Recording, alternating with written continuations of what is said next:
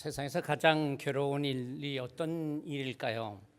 금년 한 해를 지나면서 여러분을 제일 힘들게 했던 일들은 어떤 일들이었습니까?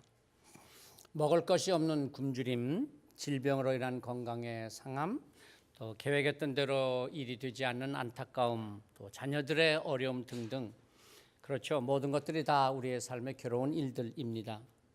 우리가 살아가면서 예기치 않은 일들로 인해서 고통하고 괴로워하기도 합니다. 그런데 죄와 벌의 저자 도스토옙스키는 세상에서 가장 괴로운 일은 싫어하는 사람과 함께 지내는 일이다, 그렇게 말했다고 합니다. 싫어하는 사람, 안 보면 그만인데 안 볼 수도 없고요. 안 만나면 되는데 매일 만나야 하는 사람, 옷이 보기 싫은 옷 같으면야 집어 던지면 되고 입기 싫으면 안 입으면 되지만은 사람은 그럴 수가 없잖아요. 늘 함께 만나야 하는 사람, 근데 만나고 싶지 않아요? 보고 싶지 않은데 꼭 봐야 돼. 정말 그처럼 괴로운 일, 큰 고통스러운 일도 없으리라고 생각됩니다. 다시 말해서 인간 관계의 중요성을 말하는 것이죠. 사람이 즐겁다, 괴롭다, 행복하다, 불행하다는 이 모든 일들에 인간의 관계가 미치는 영향이 크다고 하는 것입니다. 인간 관계가 좋으면 좀 힘든 일이 있어도 잘 이겨낼 수 있고요. 아니 오히려 보람되게 여길 수도 있고요. 그런데 인간 관계가 불편하면 아무리 중요한 일, 좋은 일을 하면서도 힘들기만 하는 거예요. 떠나고 싶은 생각만 들겠죠. 관계의 어려움, 참 쉽지 않은 문제입니다. 인간의 삶은 모두가 다 행복을 찾아가는 여정입니다. 어떤 사람은 행복이 물질에 있다, 돈에 있다고 생각을 하고 돈 버는 일에, 물질을 모으는 일에 전념합니다. 또 어떤 사람은 명예나 권력이나 지식을 쌓아서 행복하게 된다고 생각을 하고 몰두를 하겠죠. 그러나 그렇게 몰두하다가 원하는 만큼 자기가 생각한 것처럼 이루어지지 않을 때는 불행해하고 괴로워하게 됩니다. 한 해를 보내면서 새해를 맞이하는 이때가 되면 늘 야곱의 삶을 생각해 보게 됩니다. 네 나이가 얼마냐? 험악한 세월을 보내온 나이다. 이 두 마디는 언제나 우리의 삶을 다시 한번 생각해 보게 되고 새로운 결단을 갖게 하는 그런 말이 되죠. 네 나이가 얼마냐? 한 해를 보내면서 새해를 맞는 우리에게 물으시는 하나님의 음성으로 들리지 않습니까? 이제 내가 몇 살이 되는지 아느냐? 여러분은 하나님의 이 물으심에 어떻게 대답하시겠습니까? 육체적인 나이가 얼마다? 그게 아니죠. 육체적인 나이야 지금 내가 얼마가 되었든지 간에 기억하십시다. 세월은 정말 빨리 지나갑니다. 금방 흘러갑니다. 누가 세월의 흐름을 막을 수 있습니까? 아니 무엇으로 세월의 흐름을 좀 늦춰볼 수라도 있겠습니까? 안티에이징 한다. 잘 해야죠 물론. 그러나 아무리 안티에이징을 한다고 해도 흘러가는 세월을 거스를 수는 없습니다. 어느 날 불현듯 거울 앞에 드러난 자신의 달라진 모습, 그동안 미처 의식하지 못하고 지냈던 세월, 그만큼 시간이 흘러간 것입니다. 아이들이 자라나는 걸 보십시오. 저들이 자라나는 것만 보고 내가 늙어가는 것을 보지 못한다면 그것은 어리석은 것 아니겠습니까? 지금 건강하십니까? 그래서 언제까지 내 건강을 자랑하며 살 날이 남아있을 것 같습니까? 모든 것이 다 순식간에 지나갑니다. 하나님께서 하나님의 일을 하자고 하실 때 열심히 해야죠. 지금 내가 할 일이 너무 많아서요. 아니 하나님께서 내려놓으라 하면 그 모든 일을 다 내려놓을 수밖에 없는 때가 온다고 하는 것입니다.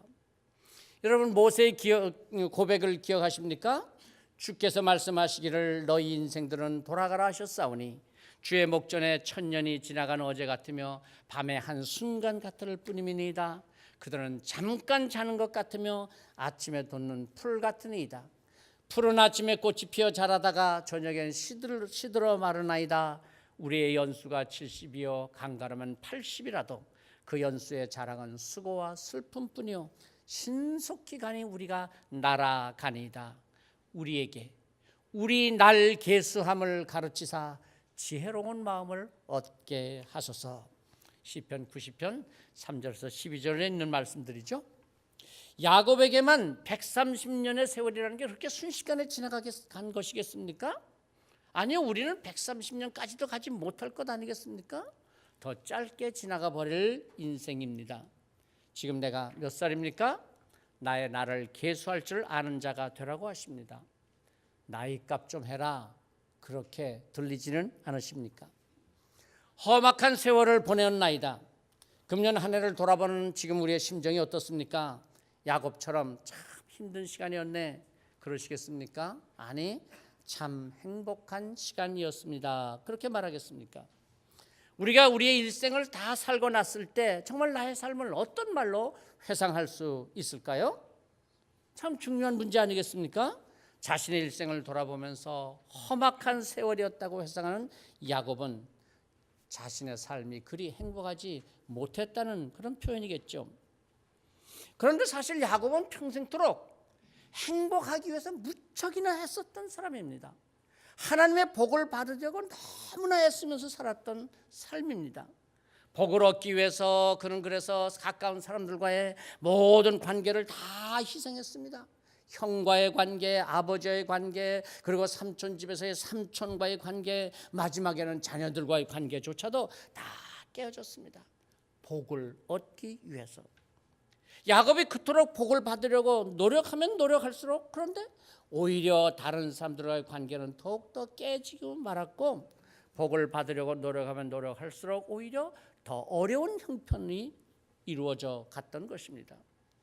복을 받으려고 했으면 했을수록 그의 앞길은 복과는 더 먼 삶이었습니다.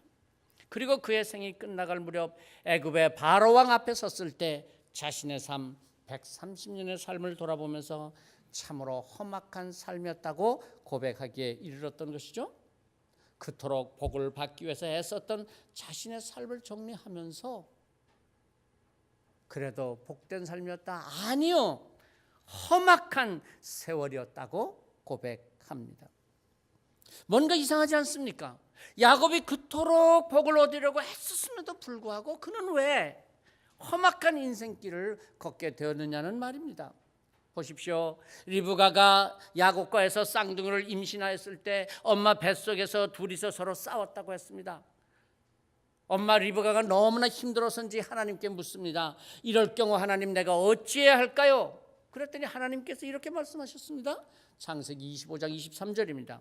여호와께서 그에게 이르시되 두 국민이 내 태중에 있구나. 두 민족이 내 복중에서부터 나누이리라. 이 족속이 저 족속보다 강하겠고 큰 자가 어린 자를 섬기리라 하셨더라. 무슨 말이냐 하면요, 큰 자, 형 에서가 작은 자 동생을 섬기게 되리라는 말씀입니다. 그렇죠. 이미 하나님께서는 야곱이 태어나기도 전에 야곱에게 장자의 축복을 약속해 놓으셨던 것입니다. 야곱은 이 복을 얻기 위해서 열심히 노력하고 애썼습니다. 그런데 이상하지 않습니까? 야곱이 복을 받기 위해서 애쓰면 애쓸수록 그의 앞길은 복된 환경이 펼쳐지는 것이 아니라 오히려 점점 더 어려운 환경으로 빠져들어갔습니다.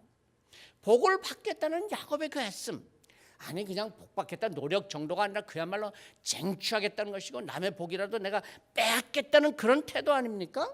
그런데 야곱은 어찌 복을 받은 삶이 아니라 험악한 삶을 살았다니까요. 형 에서가 사냥에서 돌아와서 배고픔을 호소하면서 팥죽을 쓰고 있는 야곱에게 팥죽 한 그릇을 요청했더니 장자권을 넘기라고 합니다. 장자의 축복을 받기 위한 정말 간절하며 열망이라고 할 수 있겠죠. 오늘날 어떤 사람들은 하나님의 축복을 받기 위해서 야곱이 이처럼 복에 대한 열망을 가졌던 것처럼 복을 쟁취해야 하고 뺏어야지만이 차지할 수 있다, 그렇게 말하는 사람도 있어요. 물론 뭐 그런 면이 없지 않습니다만은, 아무리 축복이 약속되어 있다 할지라도 받을 그릇을 준비하지 않으면 하나님께서 복을 담아주시 못하시겠죠. 그런데 야곱은 복을 받으려고 하면 할수록 더 힘든 상황에 빠져듭니다. 왜 그런 것일까요?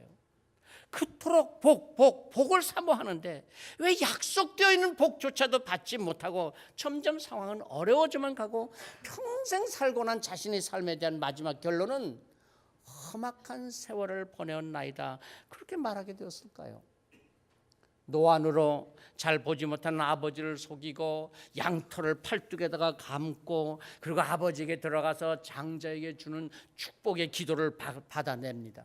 자, 그렇다면 축복 기도를 받았는데 그 다음 야곱의 일이 확 풀려야 되지 않겠습니까?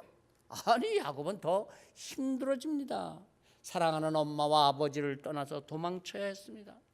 자기보다 힘이 센 형에서의 그 손길에 죽을까 봐 두려워서 도망을 갔는데 그가 도망간 곳이 어디입니까? 자기보다 더 약은 삼촌 라반이 있는 곳이었습니다. 아버지와 형을 속였던 야곱은 그보다도 몇 배나 더 되는 속임수를 삼촌으로부터 받게 되었고 14년을 아무 품삯도 받지 못하고 일만 하게 되기도 했습니다. 어느 날 하나님께서 야곱에게 이제 너의 고향집으로 돌아가라 말씀하셨습니다. 그가 내려가는 그 길은 일찍이 할아버지 아브라함이 걸어갔던 길이었습니다. 하나님께서 아브라함을 부르셔서 부모와 친척들 함께 살고 있던 그 땅 갈대우를 떠나서 하나님께서 인도하시는 그 땅으로 가라. 그래서 걸어갔던 그 길, 바로 야곱은 이제 그 길을 따라 고향으로 내려가고 있습니다. 그런데 하나님께서는 아브라함을 부르실 때는 너는 복이 될지라 그렇게 말씀하셨습니다.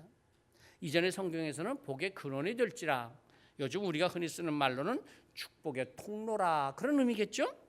땅의 모든 민족이 너로 말미암아 복을 얻을 것이다 하셨습니다.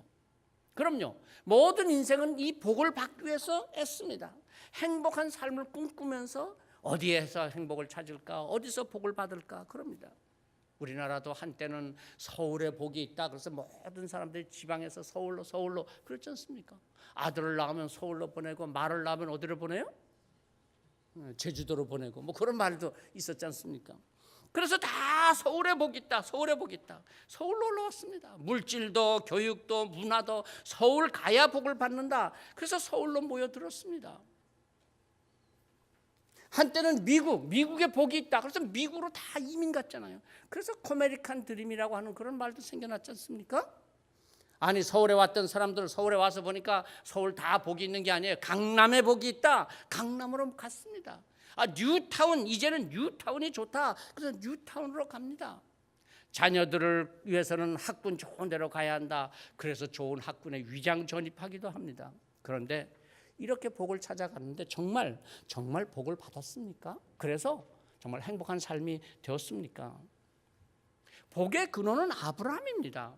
하나님께서 아브라함을 부르며 말씀하셨습니다. 너는 너의 고향 친척 아버지의 집을 떠나 내가 내게 보여줄 땅으로 가라. 내가 너를 큰 민족을 이루고 내게 복을 주어 내 이름을 창대하게 하리니 너는 복이 될지라. 너를 축복하는 자에게는 복을 주고 너를 저주한 자에게는 내가 저주하리니 땅의 모든 족속이 너로 말미암아 복을 얻을 것이라. 아브라함 자신이 복입니다. 어디서 또 복을 찾겠다고 어디를 찾아가는 것입니까? 그가 간 곳이 정말 복이 있는 곳이었을까요? 하나님께서 아브라함을 가라고 인도하신 곳, 그것은 가나안 땅이었습니다. 여러분, 가나안이라는 말이 어디서부터 시작된지 아십니까? 가나안 민족, 가나안이라고 하는 말은 대홍수 심판이 끝나고 노아가 농사를 지었습니다. 농사를 지으면서 포도주를 마셨는데 어느 날 포도주에 취해 가서 그만 집에서 벌거벗고 잠을 잤습니다. 노아에게는 세 아들이 있었는데 함과 셈과 야벳. 그런데 함은 벌거벗은 아버지를 보고 비웃었습니다. 셈과 야벳은 옷을 가지고 뒷걸음질로 들어가서 아버지에게 덮어드렸습니다. 잠에서 깨어난 아버지가 이 사실을 알게 되어 노발대발해서 함에게 저주합니다. 그런데 함에게 저주를 하지 아니하고 이렇게 말합니다. 가나안은 저주를 받아 그 형제의 종들의 종이 되기를 원하노라. 가나안은 함의 아들이었습니다. 함을 저주하지 아니하고 그 아들 가나안을 저주했습니다. 그래서 그 가나안의 후손들이 사는 땅이 가나안 땅입니다. 그러니까 가나안 땅은 저주받은 사람들이 사는 땅이었습니다. 복을 찾아 복 있는 곳을 찾아간다면 가나안으로 가지 말아야죠. 하나님께서 아브라함을 가나안으로 인도하신 것은 복이 있는 곳이니까 거기 가서 복을 받아라, 그래서 찾아간 곳이 아닙니다. 오히려 복이 없는 땅, 저주받은 땅, 저주받은 사람들이 사는 그곳에 가서 내가 복의 근원이 되라, 내가 복이 될지라, 그래서 가나안 땅으로 인도하셨던 것입니다. 그렇습니다. 하나님께서 우리를 이 땅에서 복의 근원으로 부르셨습니다. 우리가 복 받기 위해서 복을 찾아가라고 하신 것이 아닙니다. 내가 내게 복을 주리니 네가 복이 될지라, 복의 근원이 될지라고 하셨습니다. 하나님의 백성은 복을 찾아가는 것이 아닙니다. 이미 하나님께서 복을 약속해 주셨습니다. 나를 복의 근원으로, 축복의 통로로 부르셨다는 것입니다. 그러므로 하나님의 백성들은 모든 축복에, 하나님의 축복에 하나님의 사명이 있음을 기억해야 하는 것입니다. 야곱의 삼촌 라반의 집을 떠나서 고향 땅으로 돌아올 때 그의 마음에 한 가지 걸리는 문제가 있었습니다. 20년도 더 되었던 과거의 일입니다. 세월도 많이 흘렀습니다. 환경도 많이 변했을 것입니다. 어쩌면 그동안 한 번도 만나지 않았기에 전혀 신경 쓰지 않고 지냈던 일이었습니다. 그것은 바로 형 에서와의 관계였습니다. 에서를 다시 만나야 했습니다. 결코 가까이 하고 싶지 않았던 에서, 그러나 20년의 세월이 지난 지금 이제 와서 그를 또 만나야 했습니다. 그리고 그와 깨어진 관계를 회복해야 했습니다. 야곱은 요단강 건너편에 이르러 형 에서에게 사람들을 보냅니다. 그런데 그 갔던 사람들이 돌아와서 보고를 하는데 너무 놀랍니다. 형 에서가 400명의 군사를 이끌고 야곱에게로 온다는 것이었습니다. 야곱은 덜컥 겁이 났습니다. 약삭빠른 야곱은 얼른 머리를 돌려 계산을 했겠죠. 야, 이건 틀림없이 나를 죽이러 오는 것이겠구나. 어쩌지? 그런데 사실은 에서가 야곱을 향해서 오는 것이 야곱과 싸우러 온다? 그런 말은 없습니다.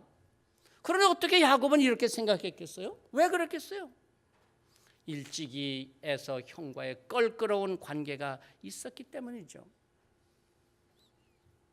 사랑하는 성도 여러분, 지난 한 해 우리의 인간관계에서 우리는 어떤 관계를 가져왔습니까?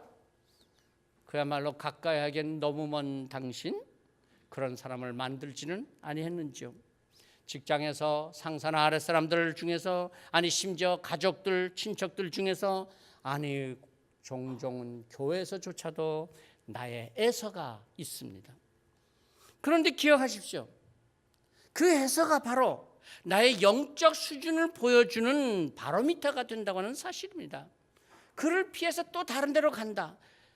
또 그런 데 가서 또 비슷한 관계를 만들게 됩니다. 왜 그럴까요? 나의 영적 단계가 바로 거기에 멈춰서 있기 때문인 것입니다. 내가 넘어서야 할 영적 훈련의 단계를 넘어서야 합니다. 그래야 내가 그 다음 영적 성숙의 단계로 올라갈 수가 있는 것이죠. 가까이 하기엔 너무 먼 당신, 그 사람만 피하면 괜찮으라고 생각하십니까? 아니요. 오늘은 피할 수 있을런지 모르지만은 언젠가는 또 그 사람을 만나게 될 수 있습니다. 아니, 그 사람은 피했을런지 모르지만 다른 곳에서 또 그와 같은 사람을 만나게 됩니다. 야곱이 형 에서를 피해서 도망쳤더니 그보다도 더 약은 삼촌 라반을 만나게 되었다니까요. 내가 넘어서야 할 영적 단계를 넘어서지 못하면 어떤 곳에 가든지 어떤 사람을 만나든지 그곳에는 에서가 있고 하란이 있는 것입니다.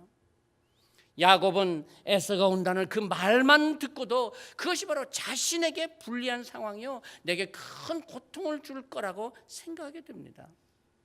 그럼요, 내가 좋게 생각하는 사람은 그가 어떤 일을 해도 좋게 보이고요, 내가 별로 좋지 않게 생각하는 사람은 무슨 일을 해도 별로 다 좋지 않게 보입니다. 그 사람의 문제입니까? 아니요, 내가 문제입니다. 인간관계의 실패는 인생의 실패로 이어지지 않습니까? 사람과의 관계를 잘 살필 줄 아는 지혜가 우리에게 필요합니다. 평생 목회를 열심히 하시고 은퇴하신 목사님께, 목사님 평생 동안 한 교회를 섬기시면서 아주 성공적인 목회를 하셨습니다, 그렇게 덕담을 했더니까 그가 말씀하시는데, 자기가 목회는 잘했는지 모르지만 한 가지 크게 부족한 것이 있었다고 하시면서 이렇게 말씀하셨대요. 나는 하나님만을 바라보느라고 사람을 보지 못했어요. 사람을 볼 줄 몰랐어요. 여러분, 은퇴하신 이 원로 목사님께서 이렇게 말씀하신 그 의미를 아실 수 있겠어요? 나는 하나님만 바라보느라고 사람을 볼 줄 몰랐어요. 사람을 보지 못했어요. 하나님께서 내게 복을 주실 때 인간 관계를 통해서 주실 때가 많습니다. 그냥 하늘에서 그냥 뚝 떨어지는 복이 아니라 사람을 통해서, 인간 관계를 통해서 복을 주십니다. 좋은 관계를 맺고 살면 그 관계를 통해서 복을 받지만 아무리 중요한 관계일지라도 좋은 관계가 되지 못하면 내게 화가 될 수 있습니다. 나는 마음에 들지 않지만 그러나 함께 하나님의 복을 받고 복을 나누는 관계가 되면 모든 사람에게 다 복된 관계가 됩니다. 이제 다음 주일 새 첫 주일 우리가 전교인 사진을 찍는다고 말씀드렸습니다마는 여럿이 함께 그 찍은 사진이 탁 나오면은 제일 먼저 누구를 봅니까? 목사님을 봅니까? 장로님 보세요? 자녀들? 아니에요. 제일 먼저 누구 봅니까? 자기 자신을 봅니다. 그래서 내가 잘 나왔으면 그 사진은 잘 나온 사진이에요. 근데 내가 잘 안 나왔으면 뭔 사진을 이렇게 찍었어? 사진 다 잘 안 나왔다고 생각합니다. 그런데 이 생각을 조금만 바꿔보죠. 나는 잘 안 나왔을지라도, 그런데 전체적으로 보니까 구도도 좋고 색상도 좋고 배경도 좋고 다른 사람들 다 잘 나왔어요. 그런데 내 마음에 좀 안 들어도 야, 사진 참 잘 나왔는데, 그러면 덩달아 나도 그 안에서 함께 잘 나온 사진이 되는 겁니다. 이제 한 가지 더 생각하면서 말씀을 마치려고 합니다. 야곱이 야복강 강가에서 하나님과 씨름을 하게 됩니다. 그런데 놀라운 것은 하나님이 야곱에게 집니다. 에서에게도 졌던 야곱 아닙니까? 그런데 하나님께서 어찌 야곱에게 지십니까? 그리고 그의 이름을 야곱이라 하지 말고 이스라엘이라 하라. 하나님께서 야곱의 이름을 바꿔주셨습니다. 우리가 잘 아는 대로 야곱은 사기꾼, 도둑놈, 그런 의미 아닙니까? 이스라엘, 하나님의 축복을 받은 자, 바뀌어졌습니다. 그래서 그의 아들들을 통해서 이스라엘 민족이 이루어지는 것이죠. 하나님과 씨름을 한 야곱, 그가 스스로 이겨서 자기가 바꾼 것이 아니었습니다. 하나님께서 그를 바꿔주셨습니다. 사람을 변화시킨다? 내 자신이 변한다? 그게 그렇게 쉽게 되는 것이 아닙니다. 하나님께서 바꿔주실 때가 있습니다. 내가 내 힘으로 무엇을 그렇게 바꿀 수 있습니까? 아니, 내 자녀들이라고 내 마음대로 됩니까? 아니요. 내가 아무리 치밀하게 계획을 세우고 열심히 노력을 한다고 정말 그런 일들이 내 뜻대로 되던가요? 아니, 내 뜻대로 되었다고 해서 정말 그게 내게 복이 되었던가요? 어떤 때는 내 뜻대로 되지 않아서 오히려 다행인 때가 얼마나 많습니까? 하나님께서 변화시켜 주십니다. 이제 야곱에게 에서는 더 이상 문제가 되지 않습니다. 에서를 만난 야곱이 에서에게 뭐라고 말합니까? 내가 형님의 얼굴을 배운즉 하나님의 얼굴을 본 것 같사오며 형님도 기뻐하심이니이다. 야곱이 형의 얼굴에서 하나님을 봅니다. 그 이후 더 이상 야곱에게는 절대로 에서가 걸림돌이 되지 않습니다. 아니, 야곱의 삶에서 에서는 더 이상 등장하지 않습니다. 그렇습니다. 오늘 나를 힘들게 하는 일이 무엇입니까? 나의 마음을 어렵게 만든 사람은 어떤 사람이 있습니까? 무슨 일이 나에게 걸림이 되고 어떤 사람이 나에게 부담스러운 사람입니까? 그 언젠가 사라질 것인가? 언제 없어질 것인가? 그러십니까? 알고 싶으십니까? 내가 그에게서 하나님의 얼굴을 볼 때, 나의 그 삶의 형편 속에서 하나님의 손길을 깨닫게 될 때 비로소 나의 에서는 나에게서 사라지게 되는 것입니다. 야곱에게 끝까지 해결되지 않는 문제는 밖에 있었던 것이 아닙니다. 바로 자기 자신의 문제였습니다. 하나님을 믿기는 했지만 진정 자신이 하나님 앞에서 모든 걸 내려놓는 경험을 하지 못했습니다. 여전히 옛사람의 모습으로 살고 있었습니다. 베델 광야에서 하늘 꼭대기에서 땅 아래까지 펼쳐진 사닥다리의 환상을 보기도 했고 하나님의 음성을 듣기도 했지만 결코 자기 자신은 내려놓지 못했습니다. 무슨 수를 쓰든지 내가 복을 바꿔야 말겠다? 그렇습니까? 아닙니다. 하나님의 축복은 이미 내게 약속이 되어 있습니다. 복을 받겠다고 그렇게 길을 쓰지 않아도 됩니다. 그냥 하나님을 따라가기만 하면 복을 받습니다.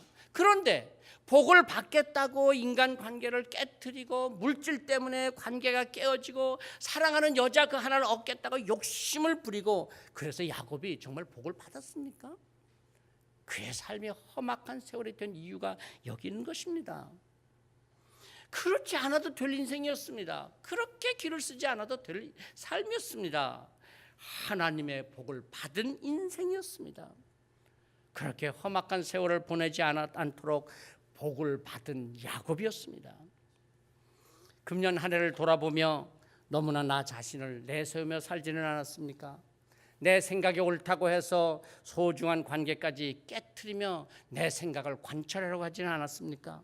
악착같이 살아야 한다, 절대로 그냥 아무렇게 살아서는 안 된다, 그러다 보니까 하나님과의 관계까지 좀 너무 멀어지지 않았습니까? 그러지 않아도 나는 복받을 나이입니다. 하나님의 축복이 이미 약속된 일생입니다. 너무 악착같이 살려고 하지 마십시오. 하나님께서 내게 복을 약속하셨습니다. 금년 한 해도 하나님의 주신 복을 생각하며 또한 새해도 주실 축복의 약속을 믿으면서 우리 함께 묵상으로 기도하십시다. 하나님께서 약속하신 그 복의 약속을 믿습니다.